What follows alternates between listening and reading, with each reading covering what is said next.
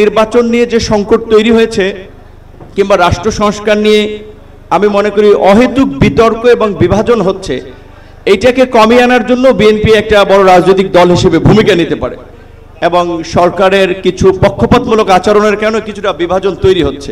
বাংলাদেশের জুলাই গণঅভ্যুত্থান পরবর্তী রাষ্ট্র সংস্কারের একটা ব্যাপক মাত্রার আলাপ আলোচনা আমরা করছি, কিন্তু নিশ্চয়ই এখানে যে সমস্ত রাজনৈতিক দলের নেতৃবৃন্দ আছেন তারা সবাই ওয়াকিবহাল আছেন।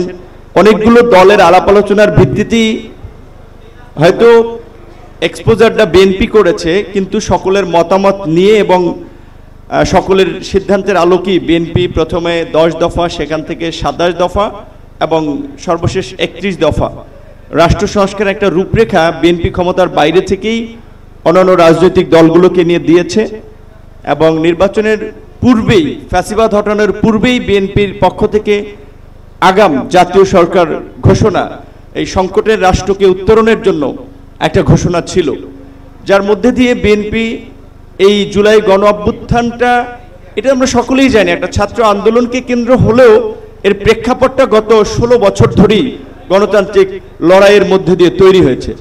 সেখানে বিএনপি যদি এই জাতীয় ঐক্যের জায়গাটা তৈরি করতে না পারতো, তাহলে হয়তো এই গণ অভ্যুত্থানটা কবে হতো সেটা বলা মুশকিল হতো। বিএনপির এই সংগঠিত জাতীয় ঐক্যের রূপের ফলেই কিন্তু আমরা সকলে সম্মিলিতভাবে ফ্যাসিবাদের বিরুদ্ধে রাজপথে রুখে দাঁড়াতে পেরেছি। তো আজকে দেশের নির্বাচন নিয়ে যে সংকট তৈরি হয়েছে কিংবা রাষ্ট্র সংস্কার নিয়ে আমি মনে করি অহেতুক বিতর্ক এবং বিভাজন হচ্ছে, এইটাকে কমিয়ে আনার জন্য বিএনপি একটা বড় রাজনৈতিক দল হিসেবে ভূমিকা নিতে পারে। সরকারকে রাজনৈতিক দলগুলো সহযোগিতা করছে বিধায়ী সরকার স্মুথলি যতটুকু রাষ্ট্র পরিচালনা করতে পারছে। সংস্কারের প্রশ্নেও বিএনপিকে আমি মনে করি একটা ভূমিকা নিতে হবে। কোন কোন জায়গায়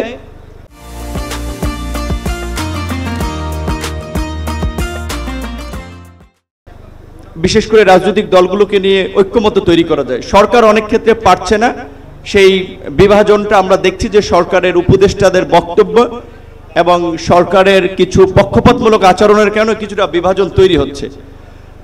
বাংলাদেশের বর্তমান বিশেষ করে প্রেক্ষাপট এবং ভূ রাজনীতিতে আমরা সাম্প্রতিক মার্কিন যুক্তরাষ্ট্রের যে গোয়েন্দা প্রধান তার বক্তব্য, আপনারা অনেকেই বলছেন এটা ইন্ডিয়া থেকে দিয়েছে তাই একটা খুব গুরুত্ব পাচ্ছে, কিংবা এটা একটা প্ল্যান কোশ্চেন, এটা একটা হেডলাইন সাংবাদিকদের তারা প্রি প্ল্যান করেছে।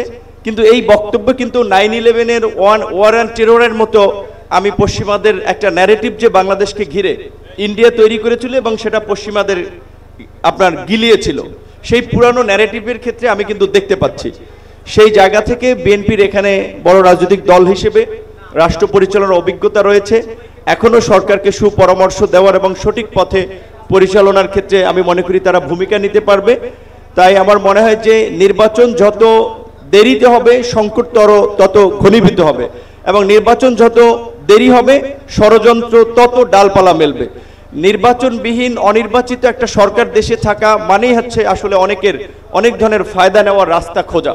সেই জায়গা থেকে রাজনৈতিক দলগুলোকে নিয়ে একটা নির্বাচনের প্রশ্নে বিএনপির আমার মনে হয় যে ঐক্যমতের দিকে যাওয়াটা দরকার। আজকের এই প্রোগ্রামে সকলের মাঝে গণ অধিকার পরিষদের পক্ষ থেকে কথা বলার সুযোগ করে দেওয়ার জন্য আমরা বিএনপির চেয়ারম্যান এবং আজকের যারা আয়োজক তাদেরকে ধন্যবাদ জানাচ্ছি।